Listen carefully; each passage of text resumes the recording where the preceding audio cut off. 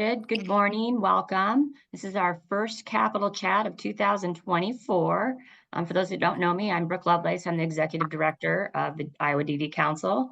Thanks for everybody for being here. We've got a great group of folks. Been a lot going on in the last 3 weeks, so we have a lot to talk about today. We're going to start off with some success stories, though, and then talk a little bit about the budget and some bills to watch, and then some next chats, and then leave it open it up for some questions and comments that you guys might have. Again, thanks for being here. I think I'll turn it over now to Carlin. Good morning, everyone. Carlin Crow. I'm the Public Policy Manager with the DD Council. And of course, my dog is going to bark as soon as I get on. I apologize for that. So I wanted to welcome you today and also tell you about some success stories or just share some experiences from a couple of advocates who were at the Capitol this week. This week on Wednesday was our legislative reception, which was in the afternoon. And before that, we had some of our allies who are part of the group Allies in Advocacy, which is our self-advocate advocacy group, and also some of our Youth Leadership Academy participants come early and spent pretty much the whole day at the Capitol trying to contact their legislators. And also we attended a subcommittee meeting and heard some other groups who were meeting and got in on some other discussions. Our chair of the council, Brady Werger, actually had 2 leadership meetings. One was with the governor and one was with the Speaker of the House, who happens to be his representative. And they were very good meetings. And he was unable to be with us today, but he promises he'll share his experiences at our next Capitol Chat. But wanted to introduce 2 of our advocates who were there that day and wanted to see if they'd share their experiences. Zach Meacham, who is the chair, do we call you the chair, Zach, of Allies in Advocacy? I don't know that we came up with an official title. Yeah, title. Well, then I can call you like president, something important. Zach was there for the day and actually was in the meeting with Pat Grassley and Brady Werger because we talked about employment. And Zach also was able to contact his state representative. So Zach, would you mind kind of sharing your experiences? You had some great comments to me at the end of the day, so I wanted to see if you'd be willing to share those those comments with the group too. And thanks for being here. Yeah, no worries. Yeah, so I started the day, as I generally always do when I go to the Capitol. I've been a disability advocate for the better part of 10 years, so I'm a little cynical. And when I get to the Capitol, usually my cynicism is like maxed out. And going into the meeting with Pat Grassley, having Brady have a great conversation with Pat Grassley, it was a good start to my day because it is a reminder of the power of disability advocates working together in numbers. And that's really where a lot of my hope and faith lies, is I was mostly inspired by the work of a lot of these disability advocates throughout the day, their tenacity, their willingness to be vulnerable and communicate their experience. That was really energizing to me. And later on in the day, I got to meet with my legislator. And, most of these legislators, people come to the Capitol, it's a tourism thing. They come to see where bills are made. So a lot of times the legislators will just come in and be pleasant for a second and try to get a picture and, then get their FaceTime in and get out of the way, move on to the next person. And this person did try to kind of make that happen, almost bulldozed me. I had to stop her and be like, no, wait, I have policy I want to talk to you about. We'll get a picture after. And I was able to have a conversation with her about the importance of the Work Without Worries program in Iowa as a disabled entrepreneur. That's really important to me. And she listened and intends to look into it, or said she does. But then after that was the really inspiring thing for me, which was we went to the Allies in Advocacy event. This was an event that I got to take part in putting on, and we had 3 different disability advocates speak, and legislators came to this event, went out of their way to come see what we had to say, and our speakers were so powerful. And to me, that's again where all of my hope in this process lies, is that when I see advocates working together, sharing their stories, and pushing to make things better, it removes a lot of my cynicism. Because when you listen to somebody like Sarah Young Bear Brown or Brady or Chris talk about their experience, share their successes, but also get vulnerable and share how the system works against them, it's hard to believe that somebody can't be moved by that. And that makes me believe that through our work over time, we can actually make progress. Maybe not tomorrow, but if we keep moving forward, we can keep chipping away at these issues. Thanks, Zach. That's a really great message that we're better together, right? And it kind of shows on the screen too how many organizations work together to bring messages to our legislators that day. So thank you very much for that. And I want to ask another entrepreneur, Libby Schweers, who is a graphic designer, and some of our she's using some of her talent in to help both in our advocacy efforts and the allies and advocacy group that she's in. So, and Libby was at the Capitol all day on Wednesday too. Libby, would you mind sharing your experiences that day? Yeah, thank you, Carlin.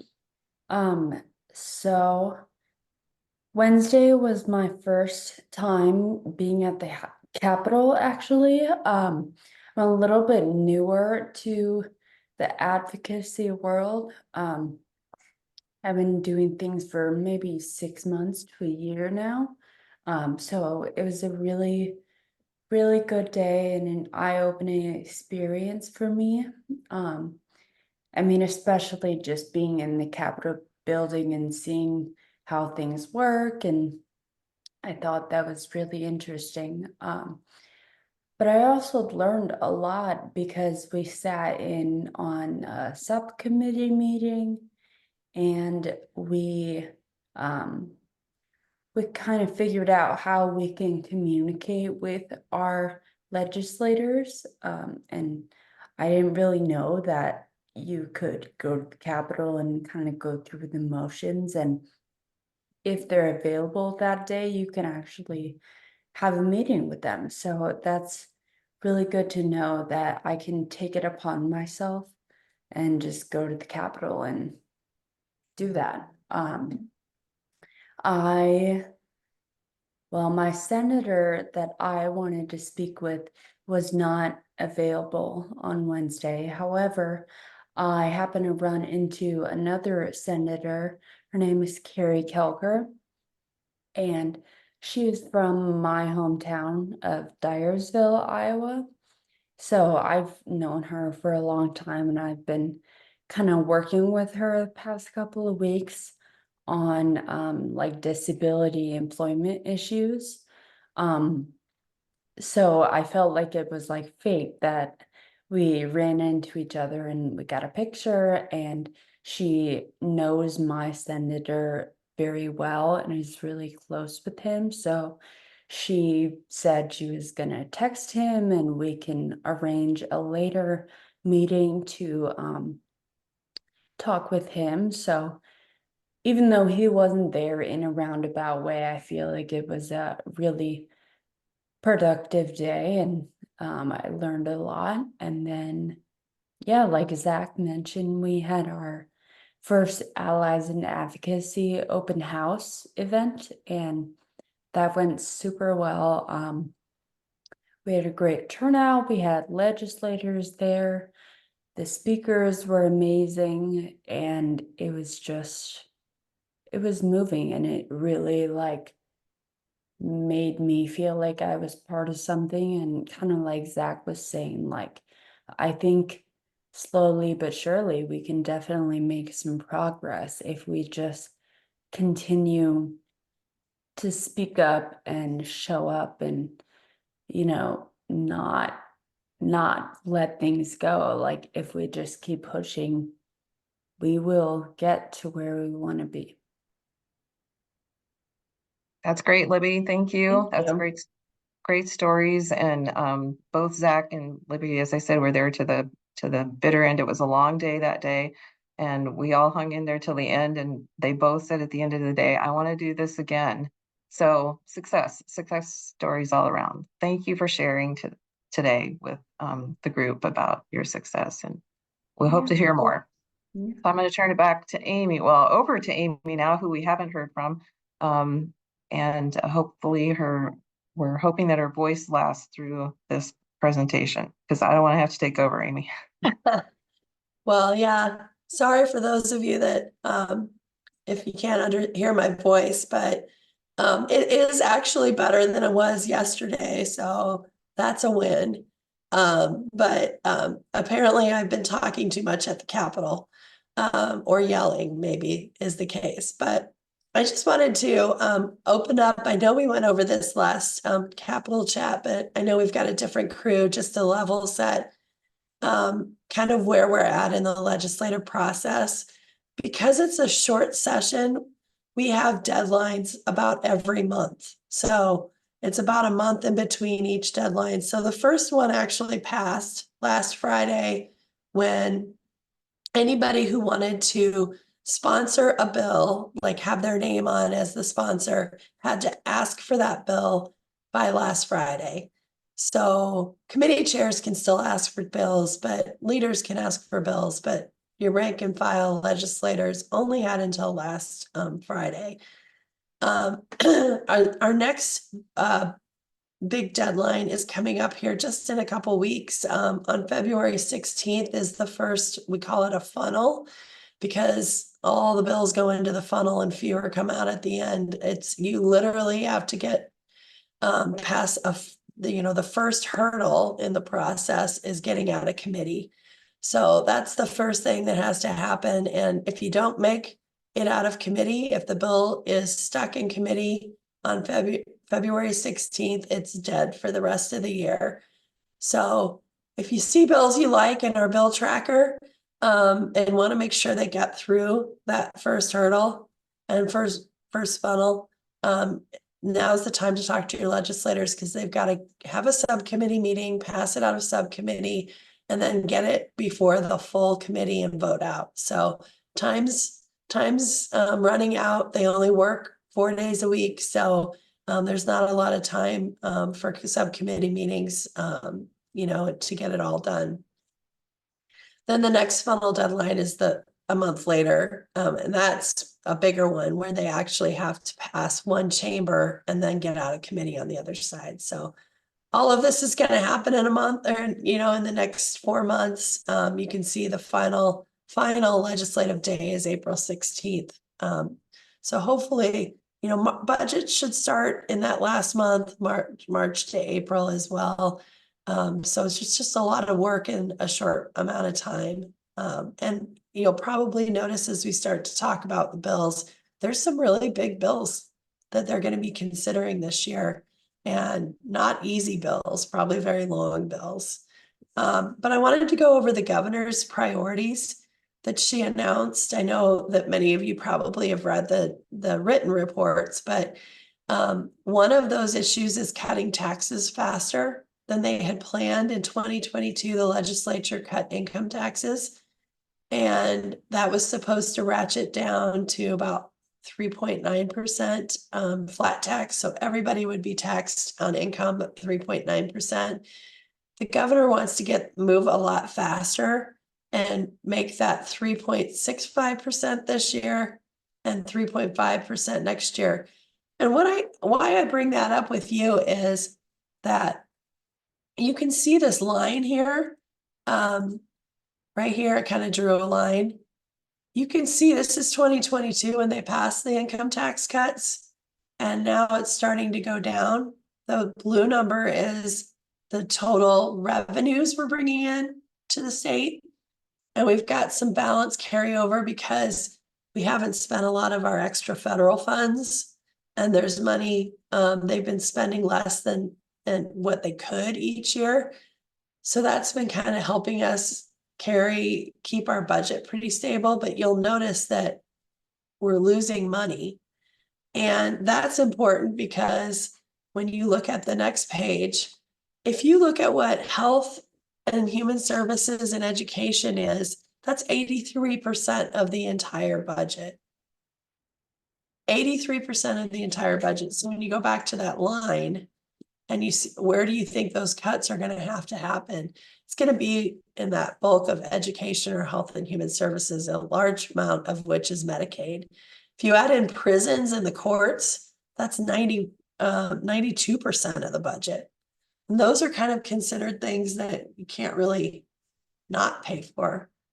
So there's nowhere else to cut if there's not enough money coming into the state than in education and health and human services. So I just want you to realize that as you're hearing about tax cuts. I think everybody likes tax cuts, but those have real implications for programs and services, especially as we're looking at needing to put a lot of money into home and community-based services and really support that system to meet the concerns that were raised during the Department of Justice review of our state. So that was her first priority. The second one, she wants to expand Medicaid for 12 months following the birth of a child. So right now, women who have are pregnant get coverage for 60 days. Iowa is one of only 3 states that only provides that 60-day coverage. Everyone else, except for Iowa, Idaho, and Arkansas, have gone to a full year of coverage after the birth of a child, which of course you have postpartum depression that might not show up until later. You really get healthier outcomes when you follow that. And so the governor's proposing this. The only problem is the governor is right now, Iowa is at the highest in the country for eligibility for our program at 380% of the federal poverty level. She wants to move that to 215% of the federal poverty level. We don't really know the impact of that and how many people are going to be in that grouping.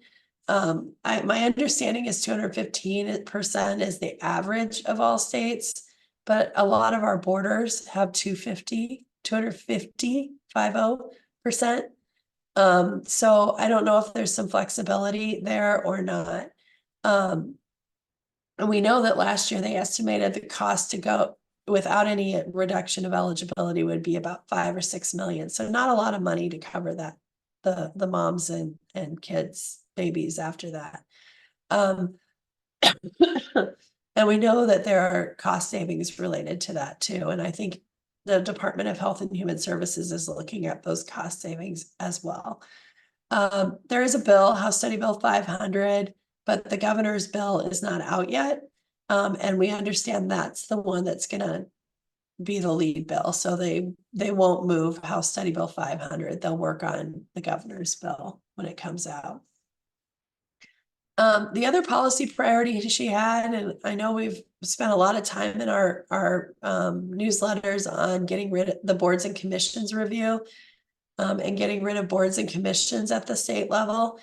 The recommendation was to reduce boards and commissions by 43%. That is, I believe they retain, let's try to think, 145 and get rid of 111 boards and commissions. So almost half of boards and commissions.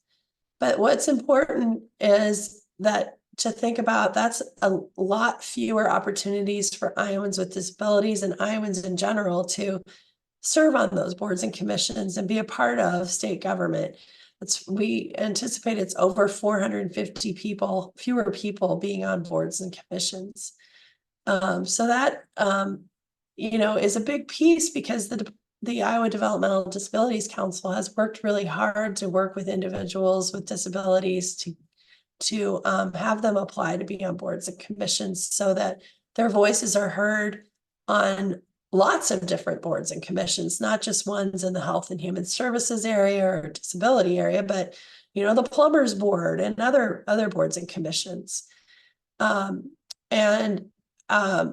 is a recommendation to get rid of gender balance, which I know has been hard sometimes even for the DD Council to balance their boards and their board. But right now, as of 2020, only 61% of boards and commissions were gender balanced, even though we have a requirement. So getting rid of it when we're not even fully gender balanced has some people concerned.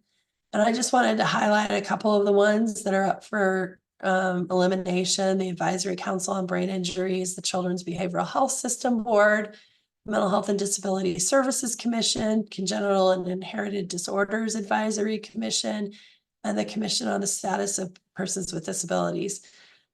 Groups like the Developmental Disabilities Council were not reviewed because they're federally required, so the state doesn't have any authority to do that. One other thing that they're suggesting changes to is the Autism Council, and allowing, if you can't find a child with autism or student with autism to be on the Autism Council, they are allowing, my husband just came to get me more water and he moved my screen. Thank you. Allowing students with other disorders to be on the Autism Council, not necessarily with autism. So I know that has some, concern there. Now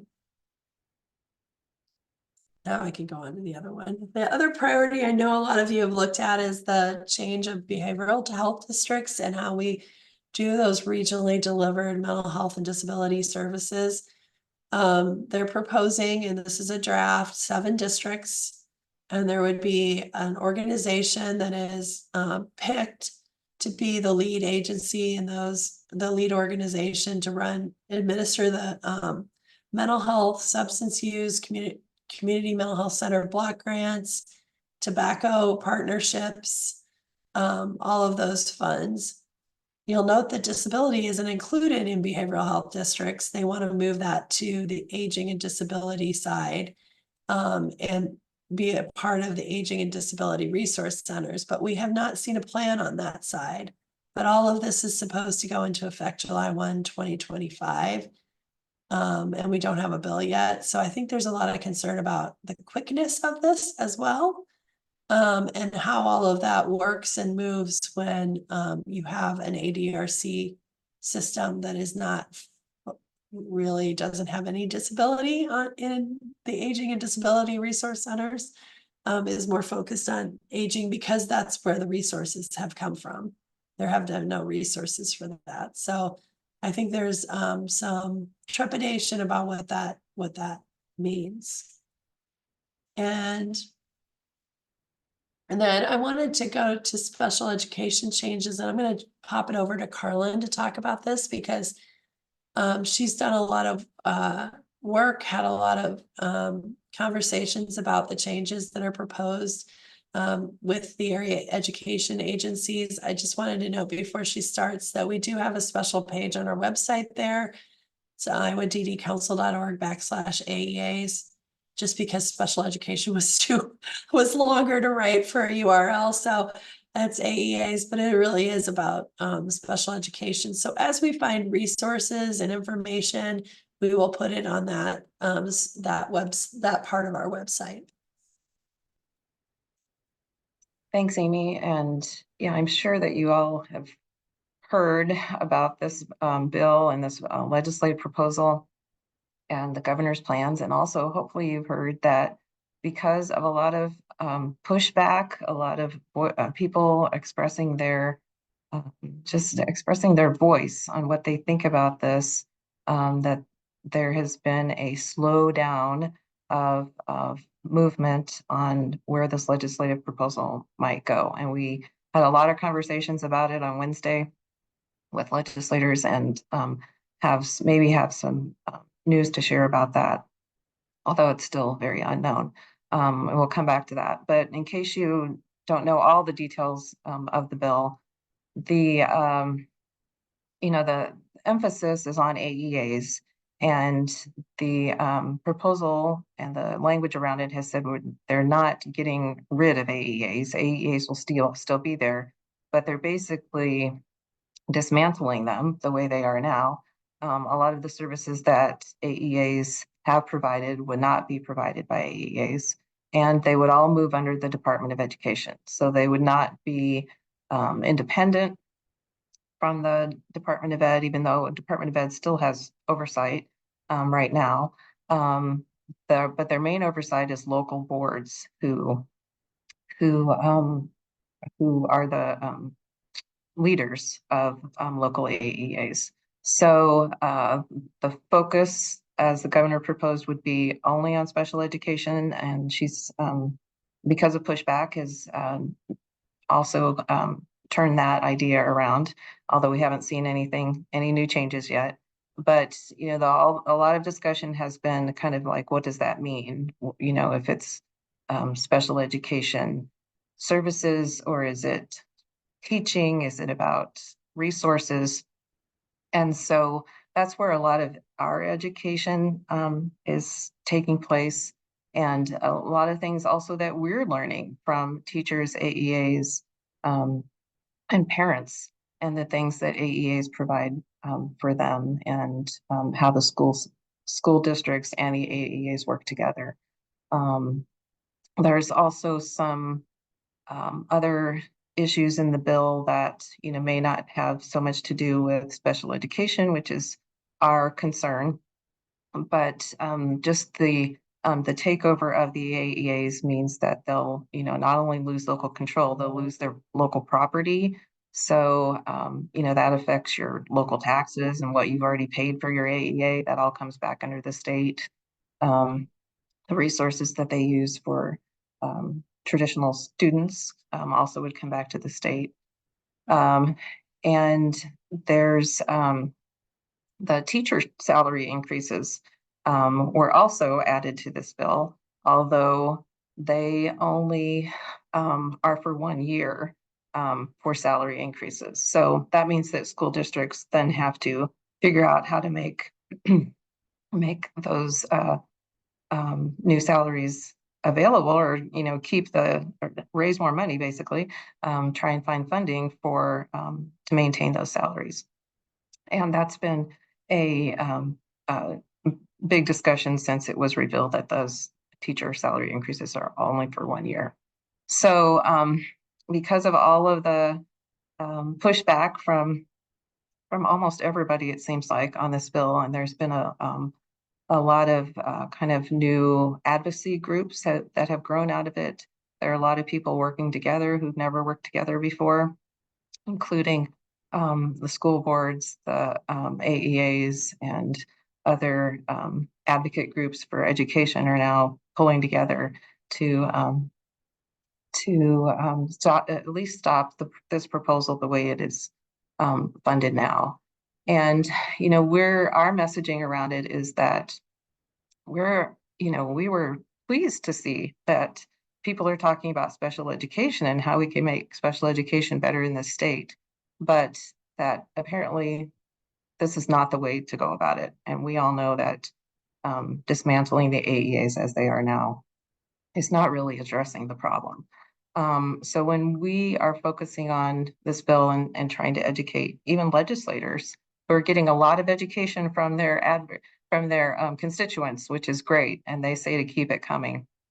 You know, we were talking about how the AEAs support special education services, that they don't teach special education, they support special education services for students and parents, and they are also advocates for parents and are part of individual education plan meetings, which are how goals and success is measured for students in special education.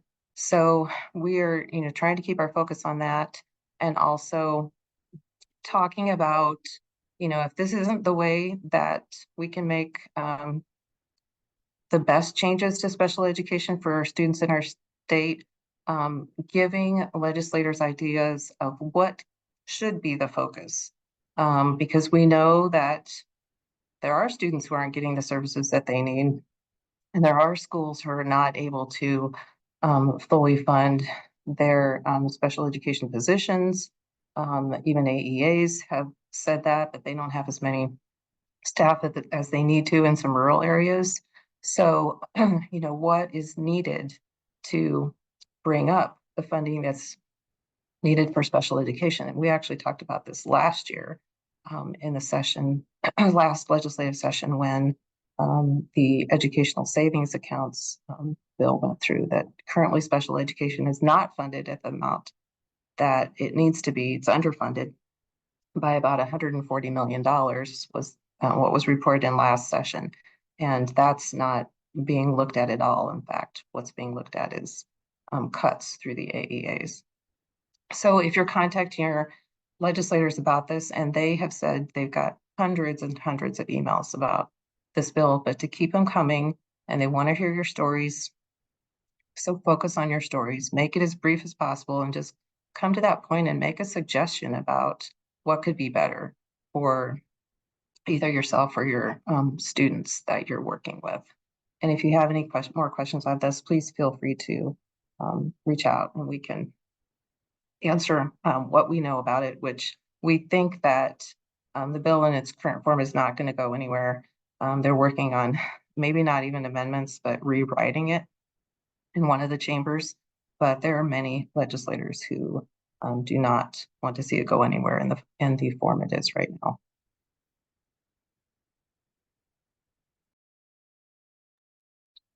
Back to you, Amy. Sorry, I had to unmute myself. I had to unmute myself.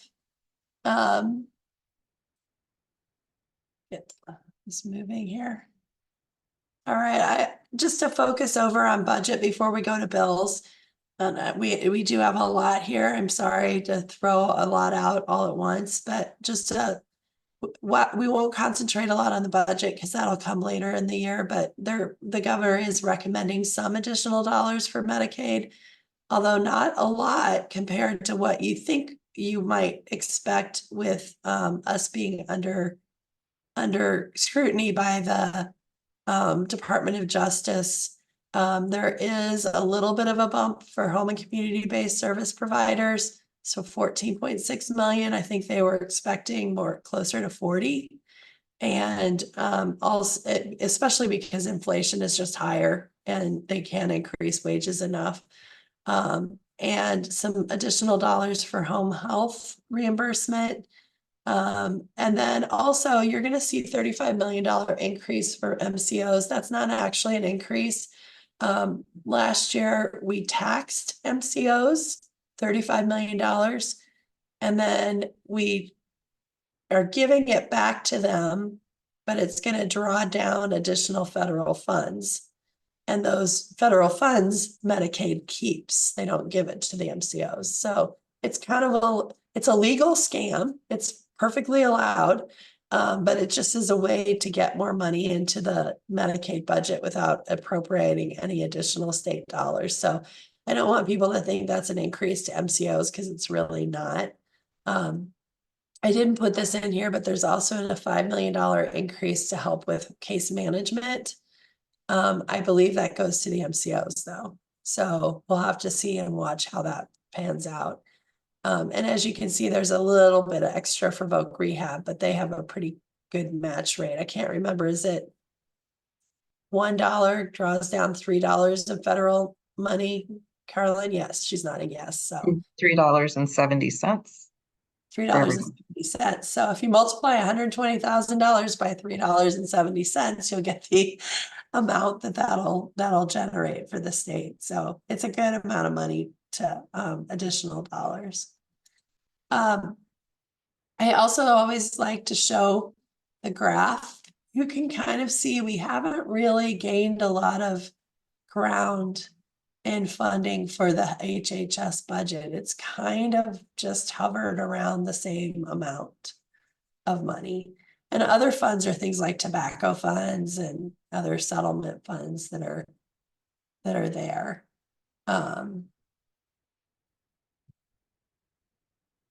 And so kind of moving on, I'm switching over to some of the bills that we have. We've been watching in the legislature, and I wanted to call attention to two particular sections of our website, the bill tracker, which is where you can find each day we add bills that are introduced, and the bills that are already in the bill tracker have real-time updates on their status. So you will always know where it's at when you open it up in the bill tracker. It should update automatically. And then we have a new feature called Bill of the Week, and that's what you see right here with Representative Chad Ingalls as the sponsor of House File 252, which establishes those comprehensive transitional educational programs. And it provides some scholarships for those college-based programs. It's something we're doing on one bill each week. We thought we would actually have a hard time picking the bills and finding ones, but it's been hard to decide which ones we do for each week because we've had so many options to highlight bills. So I guess that's a good problem to have, but we wanted to focus on that one first because we know that's already passed the House and needs Senate action. So we focused our first bill of the week on that. And for those that are interested in that, it's a little bit further along in the process. So it's alive until at least March 15th. But I think we also did a snapshot. Our snapshots, our videos are much shorter this year. They've been in the 3 to, I think we hit 7 minutes with the one with talking about the AEAs with Representative Segrist, but they've been hovering around 3 to 5 minutes. So and we're interviewing legislators, so they're a lot more interesting than hearing just Carlin and I talk for a half an hour in them. So I hope you check those out on the website too. But that was our first one. We also did our second one on the AEAs, and this week's is going to be on that. You'll see Senate File 2022 in there. It's Senator Zahn introduced that, and it to require prescription information be in an accessible format for those that are blind or visually impaired. Representative Forbes is going to co-sponsor a companion in the House. I haven't seen a bill number on it yet, but we interviewed him for this week's snapshot. So hopefully you can take a look at that. I think that one's a lot shorter because I wasn't involved probably. Carlin did it with my intern. So, but there were some other bills I wanted to highlight. Some of those you probably saw in here. House File 2003 allows students with disabilities to participate in school activities and programs and competitions that up to age 19 through age 19. Some kids had students were not allowed to participate after they turned 18 or 19, and so that allows that continuation. House File 2005 allows Medicaid reimbursement for parents who are providing personal care services under the Consumer Choices option. I know many parents we've heard from wanted something like that. there's a review, House File 2009 is a review of state parks and whether they're accessible to people with disabilities. I wish House File 2108 had a chance, but I don't think it does. It eliminates waiver waiting lists. I think with the review that's going on right now with the waiver reforms, that probably won't move forward. Paula, I will get to you in a second and just go through the last couple here, and then we'll move to you. And then there's also, Carlin, do you want to talk about House Study Bill 591? I wasn't in that subcommittee on the pilot program that the Secretary of State's office is suggesting we look at to allow visually impaired or individuals to vote privately by absentee. Yeah, so the bill proposes, as Amy said, that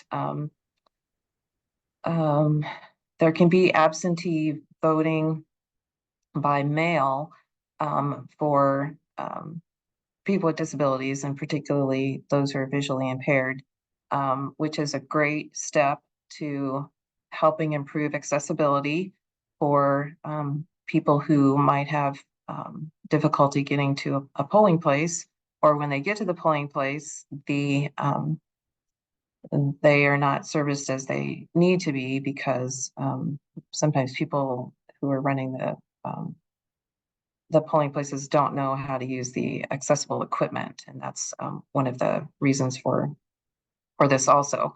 So it's allowing absentee voting by mail, but it's by paper. So one of the concerns, one of the reasons that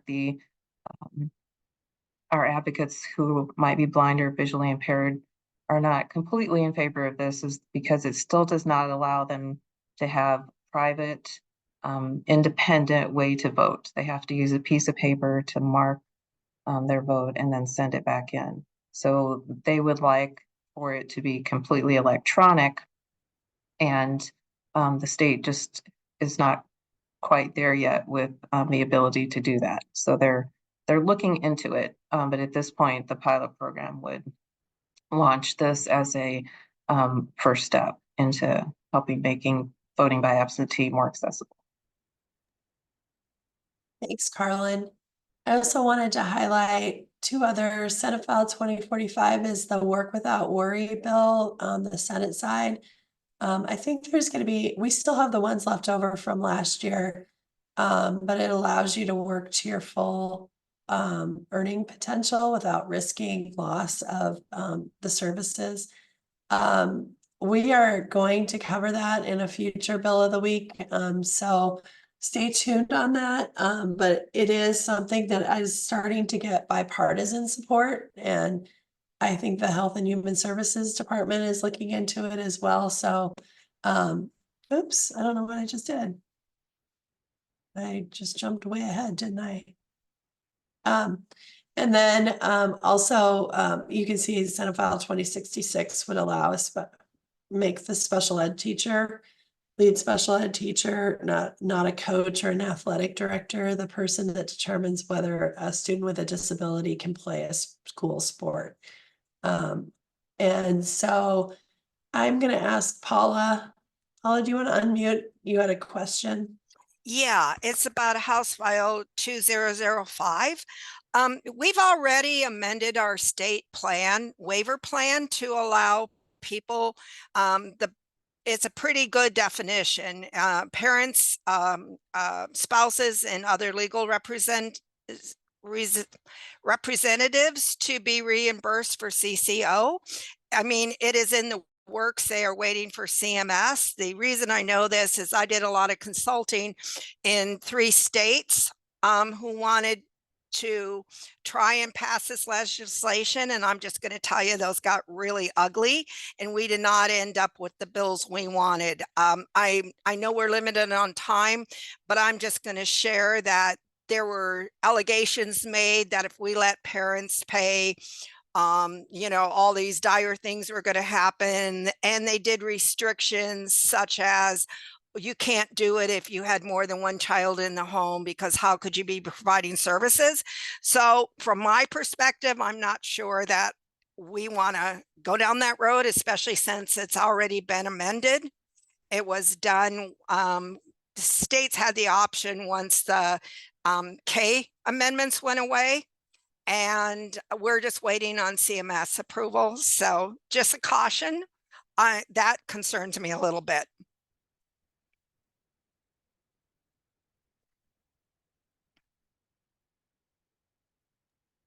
Thanks, Paula.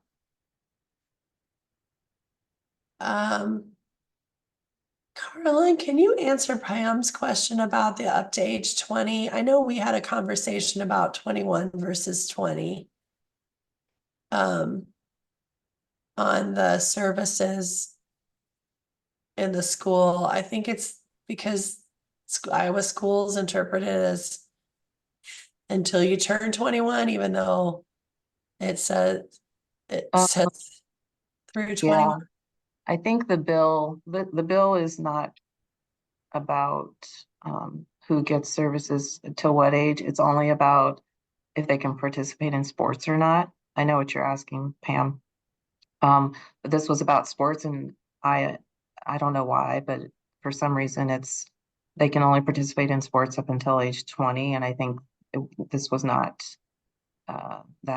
that rule was not about kids who are in special education or who might be going, past graduation up to age 21 in school. So anyway, the bill is just about athletics and who can participate and giving them an option. But yeah, the whole 20 to 21, actually in federal law, it's 22. And so we're kind of making it 21 in a very interesting way. Yeah, and the second part of your question about Jeff Taylor is the chair of the Senate Education Budget Subcommittee, and Ken Rosenboom is the Senate Education Committee. But on the previous page, it was Jeff Taylor is the chair of the subcommittee on Senate File 252. Sorry if that was confusing. He's chairing that subcommittee on Senate File 252, or House File 252, which is the Transition Scholarship Program. So that's why he was listed as chair, because he's chair of the subcommittee on that bill. But he is chair of the education budget, and Ken Rosenboom is chair of Senate Education. And it's probably a good time to note, there were a couple changes in the Senate on committee memberships, and we updated our online legislative guide with those. And the last issue of InfoNet, we included what those changes were. So if you go on the website, look at the newsletter, there you can see if the changes. It was mainly spurred by Zach Walls no longer being the minority leader. So usually the minority leader doesn't have a lot of committee assignments. So they kind of took some away. It kind of rebalanced that. So Pam Yoakum didn't have as many, and Zach Walls got some. So, but there were other changes too, like some Republicans made some switches too. So I'm going to just move on here. That might be it. We do have a few minutes if anybody wants to talk about some other bills before I just wrap with what we've got 10 minutes if people have other questions.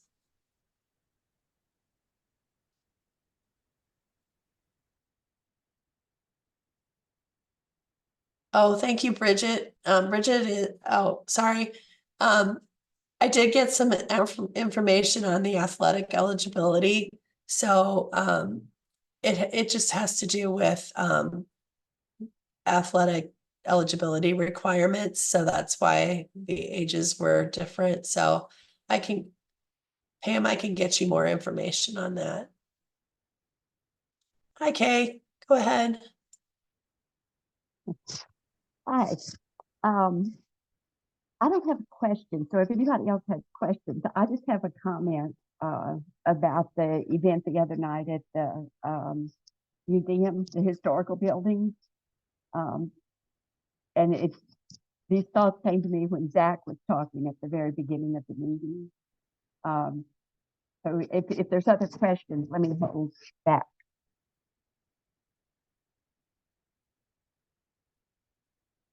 But I'm not seeing anything, Kay, go ahead. okay.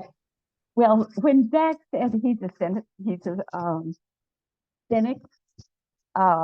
after being an advocate for 10 years, I've been doing this for 40 years, and I have become a real cynic. Maybe primarily because the Home and Community-Based Waiver Program was established some 40 years ago as a demonstration project.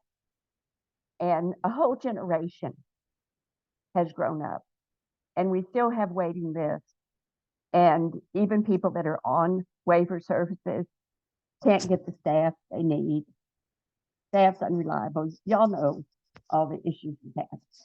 But I have to say, hearing Zach, hearing Brady, hearing Chris, and the other ladies did give me some hope, because their voices are so powerful. I mean, I've been advocating for my son and other people with disabilities. My son just simply does not have the expressive language to really discuss policy. His power is just in his living his life, living his best life, and letting legislators and policymakers see that. But I just wanted to say the Allies in Advocacy does kind of suppress my cynicism, because I just feel like, the elected officials at the federal level and the state level, they have not had as a priority. Those waiver programs were established as demonstration projects, as an alternative to institutional care. They have demonstrated for decades now that they provide a better quality of life in a more cost-effective way. But here we are. But I do think that people like Zach and others can maybe bring us forward, so that the next generation of people don't sit on waiting lists, and when they do get a waiver slot, they can get the services they really need. Thank you. And thanks for the DD Council for everything you do. I love the DD Council. Thanks, Kay. I feel the same way. I feel like I'm an eternal optimist, but it's easy to get beat down. But I love seeing younger people taking up the charge with their energy. It's really good to see. And it's also kind of gives you hope too, like you were saying, that all right, maybe I can maybe I can do this another year or whatever. But yeah, I think the DD Council providing these opportunities is fantastic too, for people to get involved and get more. And I think you saw that from legislators. They're interested, and you're starting to see more bills, whether you like them or not, or whether they're perfect or not, trying to get at some of the workforce issues and other things. So just government moves very, very slowly. And too slowly. I'll just say my mantra now is we'll see. We'll see. Yeah. Well, and I know this is really hard, but we also have to be aware that we're pressing our congressional delegation, because there's actually 2 bills currently in front of the Congress that would give states more money to address waiting lists. And I know the letters I got back from our congressional delegation on the issue are more than disappointing. And in 2 cases, I would say they didn't even understand the issue. And I know it's a lot, we got so much going on in the state. It's hard to keep track of what's going on federally as well. But Senator Bob Casey's bill to increase home and community-based service programs and give more money to the states is one of those important pieces of legislation. And I don't know how you'd get rid of wait lists without some support from the federal dollar and state match. Thanks. All right, we probably got time. We got 4 minutes for one last question. You can see on the screen our next capital chats. We're sticking with the kind of the last Friday of the month for each. And you can register for all of those now. They're all up and live on that link. But any last thoughts or comments? Questions? Amy, we do have Brady on too, if we want to have him give his. Yeah, I'm guessing he's going to be longer than 4 minutes. 3 Brady, minutes. do you need more than 4 minutes, Brady? 3. Just brief talk here. I can shorten it here. Hello everybody. I'm Brady Werger, chair for the Iowa Developmental Disabilities Council. On Wednesday, I was able to have a one-to-one meeting for about an hour with Governor Reynolds. It went really well. I did talk about the waiting list. The waiting list. I talked about employment and how it's important to me to be employed within the community. And caregiver shortage was another topic I brought up with her. A topic about education I brought up too for people with disabilities, which kind of popped in my mind, was we have places like Job Corps or Carlin, I can't remember what program your son's in at the University of Iowa, but right now they cut it at a certain age limit, and so being able to expand the age limit for vocational trainings through Job Corps or the Iowa, is it Iowa Reach or Iowa Lend, Carlin, being able to expand those ages to allow young adults or even older adults that want to do a vocational trade that they're able to. And I had full support from Governor Reynolds that needs to be relooked at, and we need to start providing more opportunities for people if they want to go into a vocational type setting. So my visit with Governor Reynolds went really well. I felt like she really took it in deep and really focused on, the concerns that I have. So my goals here are to continue to talk with her this year, and keep pushing to move things forward in the best positive way we can do it. But I also, if there's any legislators on here today, I just want to let you guys know we can't do this without your support. So if any of the legislators have any ideas of how we can work on caregiver shortage or waiting list, please reach out to the DD Council. We'd love to hear your ideas and what you can do to help us make change better for people in Iowa struggling with their disabilities. So I will just kind of leave it at that. And if anybody has any more questions, I can talk to them later or contact the DD Council and they can get you in touch with me and we can talk further about that. Thank you guys. Thanks, Brady, for joining us. And I know you have a lot of other things to share too. Maybe we can do that also next time if you're available as well, because you are the only guy I know to be able to walk in and talk to the governor. So yep, it's a pretty good position to be in, and Speaker of the House. So well, and I was late today. It is final. I am moving February 6th into my own apartment. So living a lot of years in ICF facilities, this is just it almost puts me in tears because I've come so far, and we need to continue to hear those positive success stories because they're not always heard. So Yes. Congrats, Brady. thank you. All right, everyone. Well, thank you very much for joining us. We really do appreciate it, and for your questions and thoughts. Let us know if anything more, and we should have everything posted on our website, some of the new stuff here pretty quickly, at least by Monday. So you'll check them out. Thanks. Bye, everyone. Thanks. Have a great weekend, everyone. Thank you. Thanks, Donna.